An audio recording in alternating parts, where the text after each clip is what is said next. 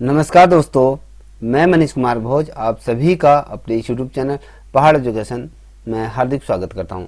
दोस्तों, आप सभी को ये भली भांति ज्ञात है कि हमने जो श्रृंखला प्रारंभ की हुई है, जो उत्तराखंड के जो पूर्व विगत वर्षों में जो पेपर आयोजित हुए हैं, उन पेपरों का समावेशी स्वरूप आप लोगों के समक्ष रखने की एक छोटी सी कोशिश की गई है।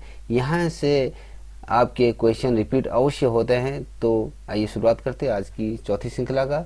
आज की श्रृंखला का जो पहला प्रश्न है दोस्तों, यहाँ पर देखिएगा, ये कह रहा है कि टिहरी में कन्या पाठशाला की स्थापना किसने की थी।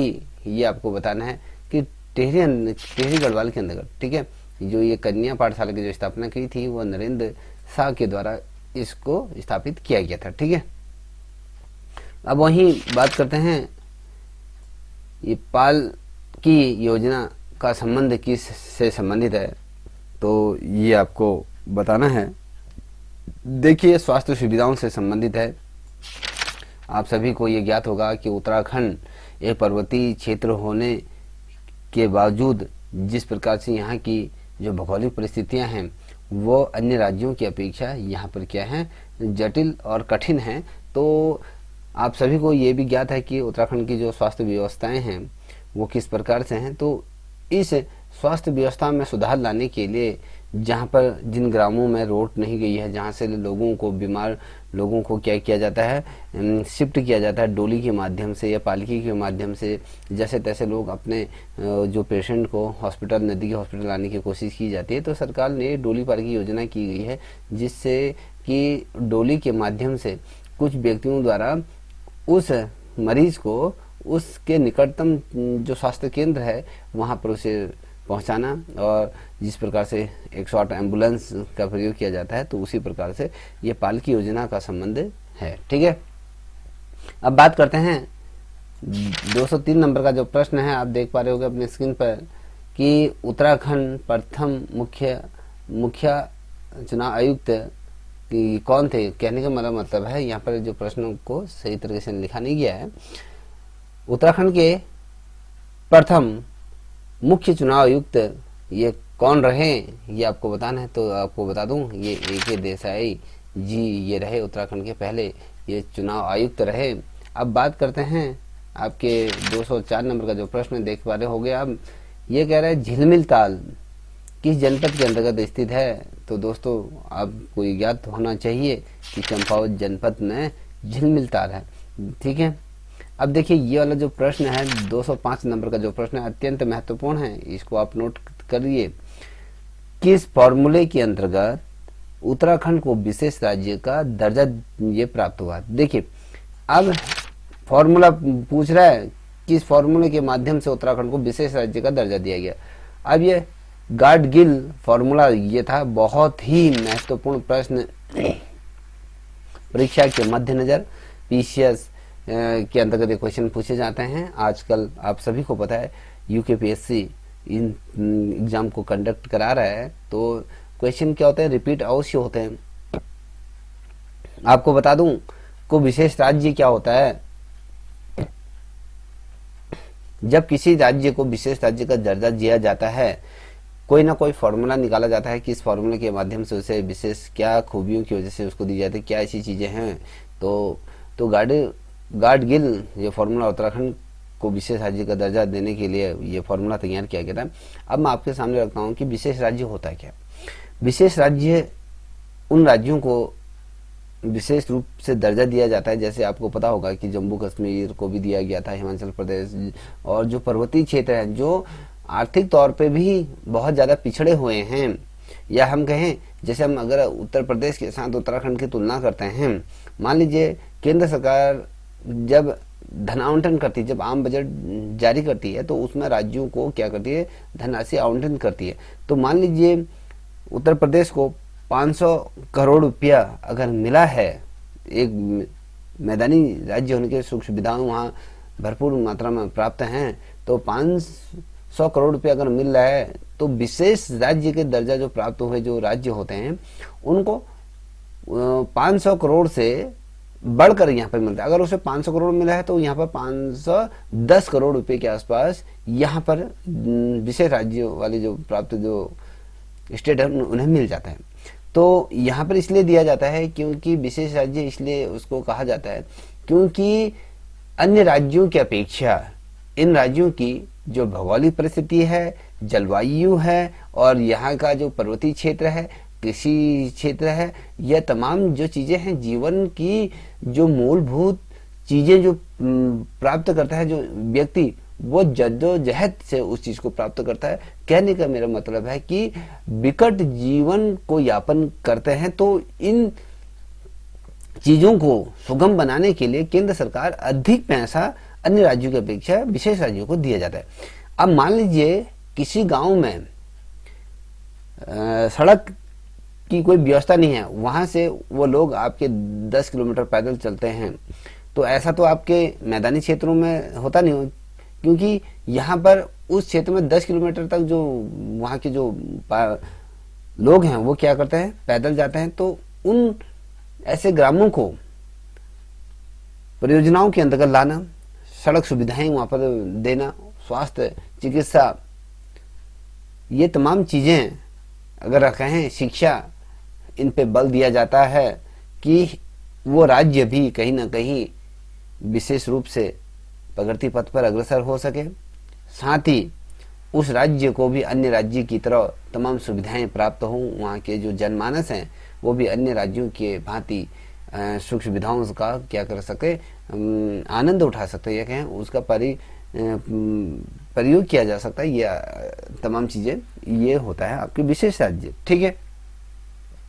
अब बात करेंगे अगले प्रश्न की तरफ बढ़ रहे हैं। तो अगला प्रश्न क्या कहता है, इसको भी देखिएगा। ये कह रहा है 206 नंबर का ये प्रश्न, 206 नंबर का प्रश्न आपसे कह रहा है कि भैया झाली माली देवस्थल किस स्थान पर है या किस जनपद में है, तो आपको पता होना चाहिए ये आपके चंपावत में है। नोट करते हुए चलिएगा, ये अत्यंत महत्वपूर्ण श्रृंखला है। ये श्रृंखला अगर आपने याद कर ली तो ये सोच लीजिए आपका समूह गौ का परीक्षा निश्चित रूप में निकल जाएगा। अब बात करते हैं 207 नंबर का प्रश्न, देश का पहला रामायण कला संग्रह किस राज्य में स्थित है। कभी पहला क्वेश्चन ये मैंने रख दिया, इस प्रकार से बन सकता है कि भैया ये उत्तराखंड में। अब उत्तराखंड में किस स्थान पर ये रामायण कला संग्रह ये स्थापित किया गया है, तो दोस्तों ये हरिद्वार के अंतर्गत स्थापित किया गया। देखिए यहाँ पर जो ये शब्द कह रहा है, यहाँ पर देखिए उत्तराखंड का नहीं पूछ रहा है, ये पूछ रहा है देश का पहला रामायण कला संग्रह जो स्थापित किया गया है वो हरिद्वार में किया गया। हरिद्वार उत्तराखंड स्टेट के अंतर्गत आता है, तो इसे याद रखिएगा। 208 नंबर का जो प्रश्न है, मुझे आश्चर्य है कि हमारे देश में और कुमाऊं की पहाड़ियों के होते हुए भी लोग क्या करते हैं, स्विट्जरलैंड घूमने जाते हैं। ये जो कहा, ये किस व्यक्ति द्वारा कहा गया है ये आपको पता होना चाहिए। महात्मा गांधी द्वारा ये शब्द कहे गए। देखिए महात्मा गांधी ने अपने व्यक्तित्व में ये कहा, या अपने संबोधन में ये कहा कि हमारा जो भारत है, भारत में ऐसे और पहाड़ियां हैं या कहीं ऐसे हिल स्टेशन हैं, जैसे उत्तराखंड का जिक्र किया है इन्होंने, कि हमारे देश में और कुमाऊं की यहाँ बात कर रहे हैं, ऐसी पहाड़ियां मौजूद हैं, जैसे वृंदावन की पहाड़ी है, या फिर क्या दूनागिरी की पहाड़ी है, या सतपुली की पहाड़ी, ये बहुत ऐसे पहाड़ियां हैं हिमालय से आच्छादित हमारा भारत, ये उत्तराखंड। ठीक है, शिवालिक घाटियां यहाँ पर मौजूद है, आपके फूलों की वैली या फूलों की घाटी, ऐसे मनोरम दृश्य हमारे उत्तराखंड में मौजूद हैं। उसके उपरांत भी लोग क्या करते हैं, स्विट्जरलैंड या फिर आपके पेरिस, दुबई, अन्य देशों में घूमने जाते हैं, मगर अपने देश में इतनी खूबसूरत चीजें होने के बावजूद भी यहाँ नहीं ठहरते। ये जो शब्द कहे, ये महात्मा गांधी जी द्वारा कहे गए शब्द हैं। अब देखिए 209 नंबर का जो प्रश्न है उत्तराखंड का नेपोलियन किस व्यक्ति को कहा गया है, ये आपको बताना है। देखिए उत्तराखंड का जो नेपोलियन से जिसे जाना जाता है वो आपके अजय पाल को जाना जाता है। अजय पाल को ही उत्तराखंड का क्या कहा जाता है, नेपोलियन कहा जाता है। ठीक है, अब 10वें नंबर का ये प्रश्न देखे,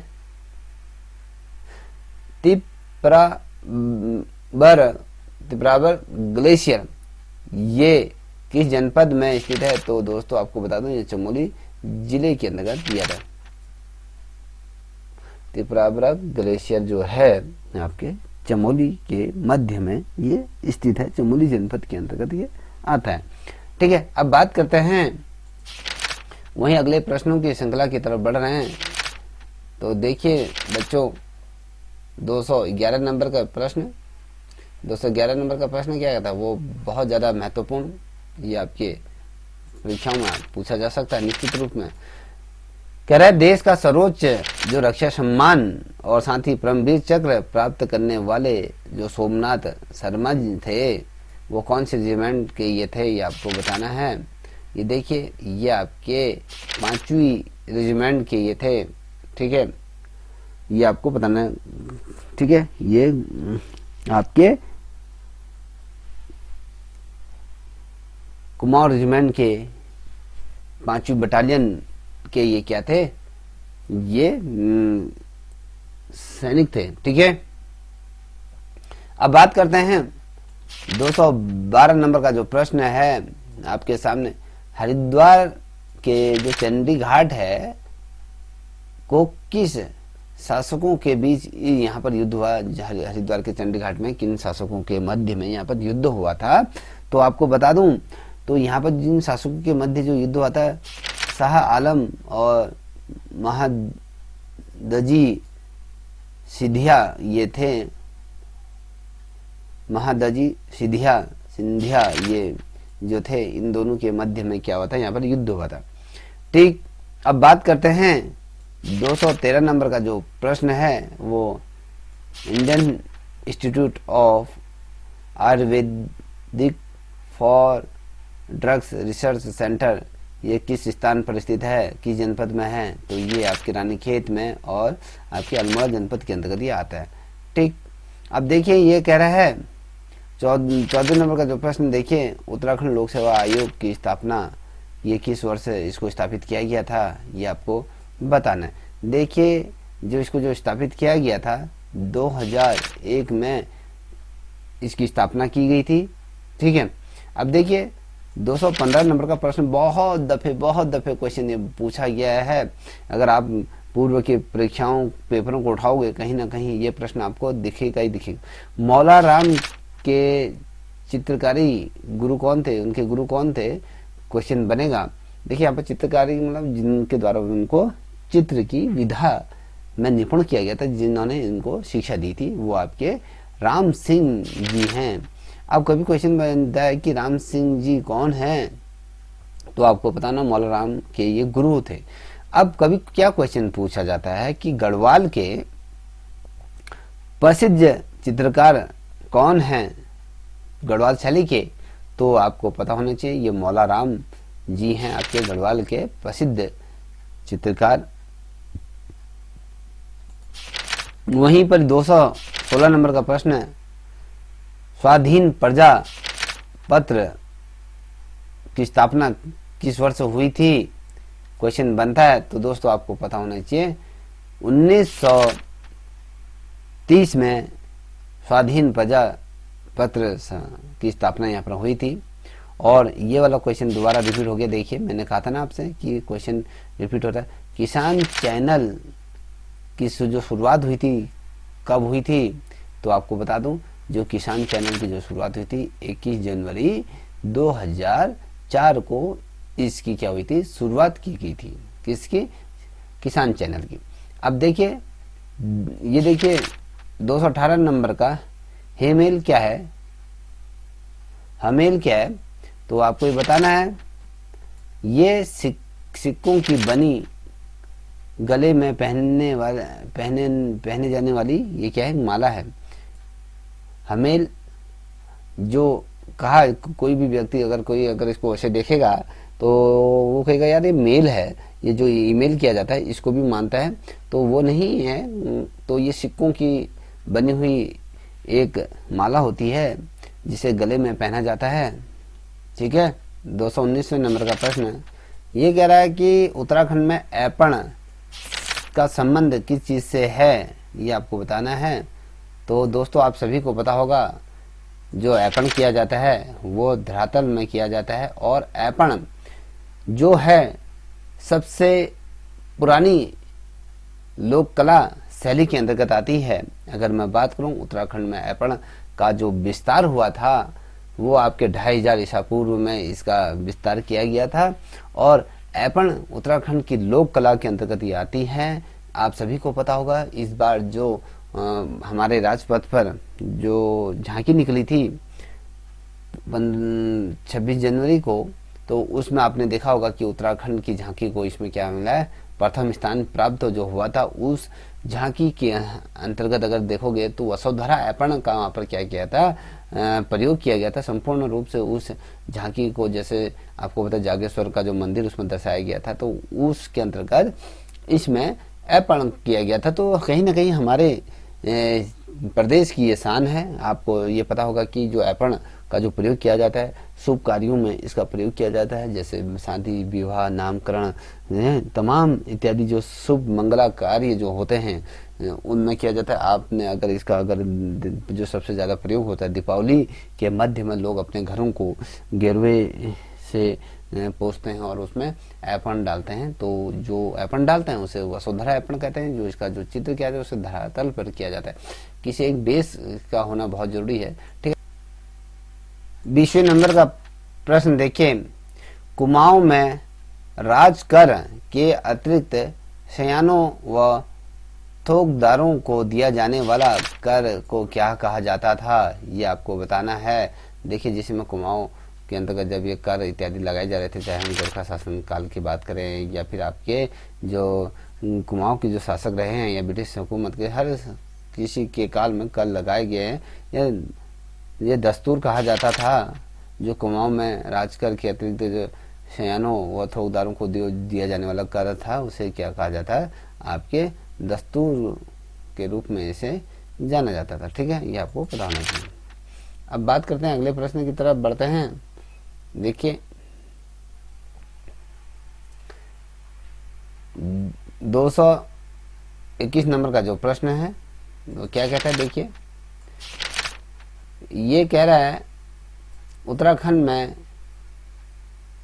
ईस्ट इंडिया कंपनी का किस वर्ष आगमन हुआ था, ये आपको पता। ब्रिटिश हुकूमत कब आई थी यहाँ पर, आप सभी को ये पता होगा। जिस समय गढ़वाल में गोरखाओं द्वारा आक्रमण किया गया था 1915 के मध्य में, तो कहीं ना कहीं पूर्वी रामगंगा के मध्य से जो क्या होता है, जो ब्रिटिश हुकूमत थी कहीं ना कहीं उत्तराखंड में प्रवेश करने की जद्दोजहद करी थी। आप सभी को पता होगा कि भैया जो सुदर्शन शाह ने गोरखाओं को गढ़वाल से भगाने के लिए क्या किया, ब्रिटिश हुकूमत के साथ उसने संधि की थी कि भैया आप इसे हटा दीजिए, हम आपको 5 लाख रुपए उसमें देंगे। ये तमाम चीज़ें वहाँ पर शर्तें मानी गई थी। तो कहने का मेरा मतलब है ईस्ट इंडिया कंपनी का आगमन तब हुआ जब गोरखाओं का गढ़वाल पर क्या था, आधिपत्य था। ठीक है, आपको ये पता होना चाहिए। ठीक, अब बात करते हैं 222वें नंबर का प्रश्न। ये कह रहा है राज्य निर्वाचन आयुक्त की जो नियुक्ति कौन करता है, तो आपको बताऊं तो दोस्तों वो राज्यपाल करता है। राज्य का जो निर्वाचन आयुक्त को नियुक्त करेगा वो आपके राज्यपाल के द्वारा उनको नियुक्ति दी जाती है। अब बात करते हैं 223वें नंबर का जो प्रश्न है उसको क्या कह रहा है, ये देखिए। ये कह रहा है कि उत्तरकाशी के सती स्थूल त्रिशूल में 2 स्थानों पर कौन सी लिपि लिखी गई है। शांति होना चाहिए। शांति त्रिशूल में 2 स्थानों पर कौन सी ये लिपि लिखी गई है, आपको ये बताना है। ये शंख लिपि इसमें लिखी गई है। ठीक है, आपको पता होना चाहिए। शंख लिपि का प्रयोग किया गया है। उत्तरकाशी के जो शांति त्रिशूल में 2 स्थानों पर जो लिपि पाई गई थी वो शंख लिपि पाई गई थी, आपको याद होना चाहिए। अब बात करते हैं 224वें नंबर का प्रश्न कह रहा है कि 1815 में उत्तराखंड में जो प्रथम डाक टिकट जो प्रणाली जो स्थापित हुई थी, ये कहाँ पर हुई थी, ये आपको बताना है। देखिए, ये अल्मोड़ा से श्रीनगर के मध्य में ये डाक प्रणाली को स्थापित किया गया था। किसके द्वारा? ये आपके ब्रिटिशों के माध्यम से इसे किया गया था। अब देखिए, अब बात करते हैं 225 नंबर के। ये जवाड़ जो प्रथा जो संबंधित थी ना, ये किस चीज से थी? स्त्री धन से इस प्रथा को जोड़ा जाता है। ठीक है, अब बात करते हैं अगले प्रश्न की। अगला प्रश्न जो है आपका 226वें नंबर का प्रश्न। 226वें नंबर का प्रश्न क्या कहता है? ये कहता है पूर्णागिरि मेला कब ये लगता है? तो इसमें थोड़ा सा शब्दों का हेर फेर हो गया। देखिए, उसमें लिखने में थोड़ा टाइम लग गया था, तो कहीं ना कहीं गड़बड़ हो जाती। तो ये चैत्र नवरात्रि के मध्य में जो पूर्णागिरि का जो मेला लगता है 15 दिन का, तो ये यहाँ पर लगता है। ठीक है, अब देखिए, बात करते हैं 227वें नंबर का जो प्रश्न है। ये कह रहा है कि 1857 की जो क्रांति के समय में कुमाऊं का कमिश्नर उसमें कौन था? ये पहले भी क्वेश्चन आया है, दोबारा रिपीट हो गया। देखिए, बहुत दफे क्वेश्चन रिपीट हो रहे हैं। सर हेनरी रैमजे इनका नाम था, ये उसमें थे, यहाँ के कमिश्नर थे 1857 के।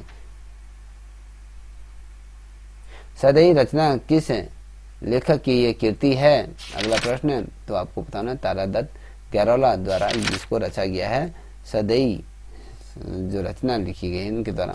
अब 229वें नंबर का प्रश्न, वन संरक्षण के लिए कल्याण सिंह रावत की जो मैत्रिक आंदोलन का जो प्रारंभ जब इनके द्वारा किया गया था, किस वर्ष किया गया था? तो आपको बताना चाहिए 1996 में इसको किया गया था। अब वहीं अगर हम बात करते हैं 230 नंबर का जो प्रश्न, जो शिवालिक श्रेणियां का जो प्राचीन नाम क्या है? ये जो शिवालिक श्रेणियां हैं, जो पहाड़ियां हैं, उनको पहले जो नाम मैनाक पर्वत के रूप में इसे जाना जाता था, आज हम क्या कहते हैं? शिवालिक पहाड़ियों के रूप में इनको जानते हैं। ठीक है बच्चों, अब बात करेंगे 231वें नंबर के प्रश्न की तरफ बढ़ रहे हैं। ये देखो, ये कह रहा है शहीद देवसुमन की पत्नी का क्या नाम था? जो अमर शहीद जो देवसुमन थे, उनकी पत्नी का नाम अगर बात करें तो ये इनका विनय लक्ष्मी इनकी पत्नी का नाम था। ठीक, ये वाला जो क्वेश्चन है ये बहुत ही महत्वपूर्ण है। गोलू देवता का उद्भव स्थान माना जाता है। देखिए, चंपावत के गढ़ी से आया हुआ गोलू को ही क्या कहता है? चंपावत स्थान का क्या माना है? उदय माना जाता है, उद्भव माना जाता है। ठीक है, अब बात करते हैं, कभी क्वेश्चन बनता है कि भैया गोलू देवता का प्रसिद्ध मंदिर कहाँ है? तो आपको बताना, चितई, ये अल्मोड़ा जनपद के अंतर्गत आता है। तो 233वें नंबर का प्रश्न, ब्रिटिश शासनकाल में उत्तराखंड में प्रधान का जो मुख्य दायित्व जो होता था उसमें क्या होता था? ब्रिटिश हुकूमत के समय में जब प्रधानों को जब नियुक्त हुए थे तो उनको एक दायित्व सौंपा गया था, वो राजस्व कर इकट्ठा करते थे, लोगों से राजस्व कर को इकट्ठा करके क्या करते थे? ब्रिटिश हुकूमत की जो अर्थव्यवस्था थी उसको सुचारू रूप में संचालित करते थे। ठीक, अब बात करते हैं 234वें नंबर का प्रश्न, उत्तराखंड में हस्तशिल्प सामग्री मोटा को उत्पादित करने में निम्नलिखित में से कौन सा कच्चा माल प्रयोग किया जाता है? ठीक है, ये आपको बताना है। ये जो प्रयोग किया जाता है वो आपके रिंगाल जो होते हैं बांस टाइप का, उसका प्रयोग किया जाता है। जो कच्चा माल जिसको हस्तशिल्प जैसे आपकी डलिया होती है या लैंप हो गया, ये बहुत ढेर सारी चीज आजकल बनाई जा रही है। मोस्टा के उत्पादनों को उत्पादित करने के लिए जो हस्तशिल्प है उसमें जो कच्चा माल प्रयोग होता था, आपके रिंगाल के जो पौधा होता है उसकी जो टहनी जो लंबा उसका तना होता है उसका प्रयोग इसमें किया जाता है। ठीक है, जिसे हम एक तरह के बैम्बू भी बोल सकते हो आप इसको। ठीक है, अब बात करते हैं 235वें नंबर का ऐतिहासिक स्थल जो लखुडियार है किस नदी के तट पर है? तो दोस्तों ये आपके सुपियाल नदी के तट पर ये स्थित है। ठीक है, और ये किस जनपद में स्थित है? ये आपके कहाँ है, अल्मोड़ा जनपद के अंतर्गत ये आता है। ठीक है, अब बात करते हैं 236वें नंबर का प्रश्न। ये कह रहा है गोरखाओं ने गढ़वाल पर किस वर्ष पूर्ण रूप से अधिकार कर लिया था। 1804 में उन्होंने पूर्ण रूप से अधिकार कर लिया था गोरखाओं ने। ठीक, अब 237वें नंबर का प्रश्न। ये कह रहा है उत्तराखंड वानिकी प्रशिक्षण अकादमी किस स्थान पर है। तो दोस्तों आपको बता दूं यह हल्द्वानी में ये स्थित है। ठीक, अब वहीं 238वें नंबर का कुमाऊनी का गहना कहा जाता है, कुमाऊं का गहना कहा जाता है। ये कुमाऊं ये जो कहा जाता है तो ये आपके कौसानी को कुमाऊं का गहना कहा जाता है। ठीक है, क्योंकि यहाँ से प्रकृति की जो छटा दिखती है, इसे जो लैंड की जो संज्ञा गांधी जी ने दी थी, तो इसी के मद्देनजर इसे क्या कहा जाता है, कुमाऊं का गहना कहा जाता है। ठीक है, कुमाऊनी का गहना भी इसे बोल सकते हैं। ठीक है, 239वें नंबर का प्रश्न। वन संरक्षण अधिनियम कब लागू हुआ था, वो ये आपको बताना है। उत्तराखंड में तो 9 सितंबर को ये होता है, लागू किया गया था। ठीक है, अब देखिए 240वें नंबर का जो प्रश्न है, पंचाचूली शिखर की जो समुद्र तल से ऊंचाई पूछी गई है, तो आपको पता होना चाहिए कितनी है, 6904 मीटर की ऊंचाई पर क्या है आपका ये पंचाचूली। ठीक है, अब वहीं अगर बात करते हैं 241वें नंबर का प्रश्न। ये कह रहा है कि उत्तराखंड का पहला जो शौच मुक्त जो शहर है वो कौन सा है। हरबटपुर को क्या कहा गया है, ये आपका शौच मुक्त शहरों के रूप में से जाना जाता है। ठीक, अब देखिए 242वें नंबर का प्रश्न है। मुखली आभूषण जो पहना जाता है वो कहाँ पहना जाता है, वो आपके कान पे पहना जाता है। ठीक है, अब 243वें नंबर का काश रोहताल किस जनपद में है, तो ये आपके देहरादून के अंतर्गत आता है। और 244वें नंबर का जो प्रश्न है, Himalayan action and research centre की स्थापना कहाँ पर की गई है। तो दोस्तों आपको बता दूं ये 1998 में इसकी क्या की थी, स्थापना की थी, Himalayan action and research centre की। ठीक है, स्रोत से संबंधित कार्य। और 245वें नंबर का प्रश्न है, ये हिम ज्योति फाउंडेशन की सहायता देता है, कौन देता है इसको, किसको ये सहायता देता है, कहने का मेरा मतलब ये आपके छात्र छात्राओं को ये आपको ये सहायता देती है। ठीक है, अब बात करते हैं अगले प्रश्न की तरफ बढ़ रहे हैं।